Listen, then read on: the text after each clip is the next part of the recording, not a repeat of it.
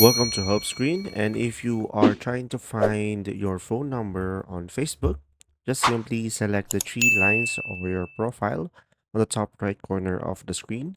So, guys, if you are using an Apple, it will be just in the bottom.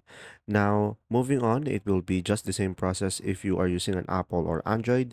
Just simply select the gear icon and now go to See More in Accounts Center. And now from here, go for personal details. Now go for contact info over here at the very first one. And from here, you should be able to find your phone number.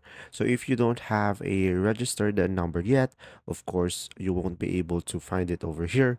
But if you want to add your new contact or your phone number, just simply select add new contact down below.